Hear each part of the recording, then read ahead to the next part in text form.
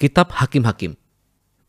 Ingatkah Anda setelah Yosua memimpin bangsa Israel ke tanah perjanjian, ia berseru agar mereka tetap setia akan perjanjian mereka dengan Allah dengan mematuhi hukum Taurat. Dengan melakukan hal ini, bangsa-bangsa lain akan melihat siapa sesungguhnya Allah Israel itu. Nah, kitab Hakim-Hakim ini diawali dengan kematian Yosua dan inti kitab ini bercerita tentang berbagai kegagalan total bangsa Israel. Nama kitab ini diambil dari berbagai model kepemimpinan yang dimiliki bangsa Israel pada zaman itu. Sebelum mereka memiliki raja, bangsa Israel dipimpin oleh hakim-hakim. Nah, Anda jangan membayangkan sebuah ruang pengadilan. Karena yang dimaksud di sini adalah mereka yang mengepalai sebuah wilayah, sekaligus juga sebagai pemimpin politik dan militer. Jadi lebih seperti seorang kepala suku. Dan perlu diingat bahwa kitab Hakim-Hakim ini adalah kitab yang sungguh menggelisahkan hati dan kejam. Karena menceritakan kisah tragis kerusakan moral bangsa Israel, kepemimpinan yang buruk, dan bagaimana mereka menjadi bangsa yang tidak ada bedanya dengan orang Kanaan. Namun kisah sedih ini juga dimaksudkan untuk membangkitkan sebuah harapan besar bagi masa depan mereka, dan Anda bisa melihatnya dalam susunan kitab ini. Ada sebuah pendahuluan yang menyusun tahapan terjadinya kegagalan bangsa Israel ketika mereka tidak mengusir orang Kanaan yang tersisa saat itu. Kemudian bagian utama dari kitab ini bercerita tentang meningkatnya kejahatan para hakim Israel. Perkembangan selanjutnya malah menunjukkan betapa kehidupan para pemimpin Israel berubah mulai dari baik, ke cukup baik, ke buruk, dan ke sangat buruk. Bagian akhir bahkan lebih menggelisahkan lagi dan menunjukkan kejahatan orang-orang Israel secara keseluruhan. Nah, mari kita telusuri dan selidiki setiap bagiannya lebih dalam lagi. Bagian awal dimulai dengan kehidupan bangsa Israel di wilayah mereka di tanah perjanjian. Nah, ketika Yosua mengalahkan beberapa kota penting di Kanaan saat itu, sebenarnya masih banyak lagi daerah yang harus direbut dan masih banyak orang Kanaan yang tinggal di situ. Karena itu di pasal 1 menunjukkan daftar panjang dari kelompok-kelompok orang Kanaan yang gagal diusir oleh bangsa Israel. Nah, ingatlah bahwa alasan utama mengusir orang Kanaan keluar agar supaya bangsa Israel terhindar dari kerusakan moral dan cara orang Kanaan menyembah dewa-dewa mereka dengan menyerahkan anaknya sebagai korban. Allah memanggil bangsa Israel untuk menjadi orang yang kudus, dan sayangnya itu tidak terjadi. Pasal 2 menjelaskan bagaimana Israel dengan mudahnya hidup berdampingan dengan orang Kanaan dan mengadopsi semua praktek budaya dan agama mereka.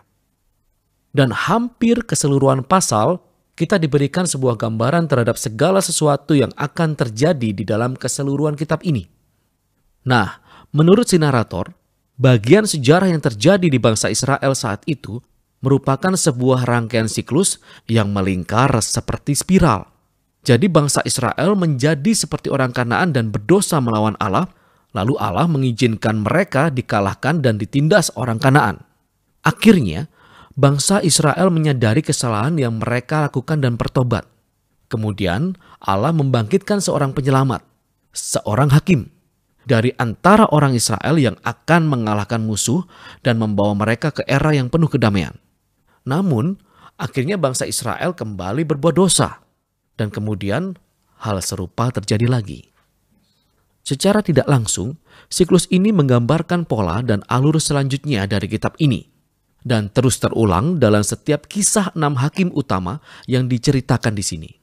Nah, kisah tentang 3 hakim pertama, Otniel, Ehud, dan Deborah, adalah kisah petualangan yang sangat berani dan penuh pertumpahan darah, baik untuk hakim itu sendiri atau orang-orang yang membantu mengalahkan musuh-musuh mereka dan membebaskan orang-orang Israel.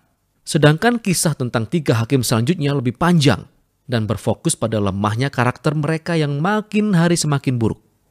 Nah, Gideon, dia memulainya dengan cukup baik. Meski awalnya dia seorang penakut, tapi kemudian dia percaya bahwa Allah dapat menyelamatkan bangsa Israel melalui dirinya.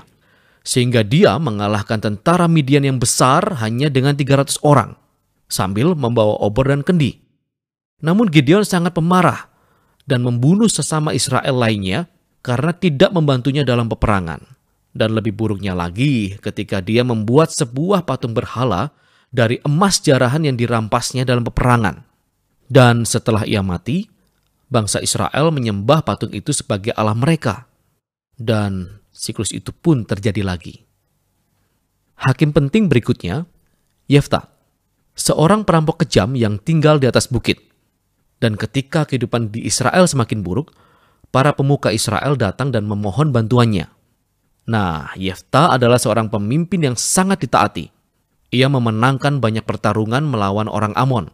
Tapi sayangnya dia tidak mengenal Allah Israel. Dia memperlakukannya seperti Allah orang Kanaan.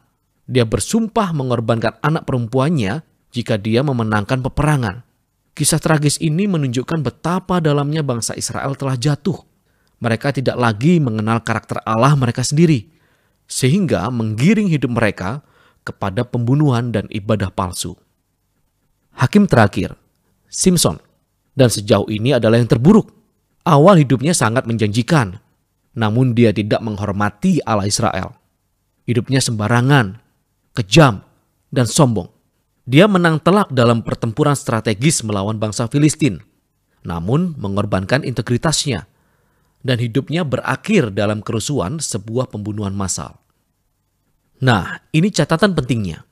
Anda perhatikan ada sebuah tema yang berulang di sini, bahwa pada saat-saat tertentu, Roh Allah memberikan kuasa kepada setiap hakim-hakim yang hidupnya kacau balau ini untuk membawa keselamatan yang besar.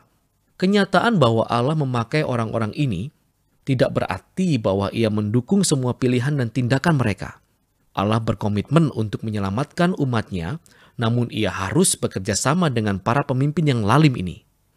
Keseluruhan bagian ini menunjukkan betapa buruknya kehidupan yang mereka miliki.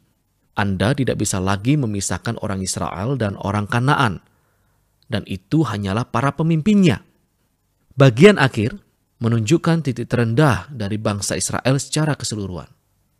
Ada dua kisah tragis di sini yang ditulis bukan untuk mematahkan semangat bangsa Israel, namun disusun menurut sebuah frase penting yang diulang 4 kali. Pada zaman itu tidak ada raja di antara orang Israel, dan setiap orang melakukan apa yang benar menurut pandangannya sendiri. Kisah pertama tentang seorang Israel bernama Mika yang membuat sebuah kuil khusus untuk berhala sembahannya, yang kemudian dijarah oleh tentara-tentara rahasia yang dikirim suku Dan.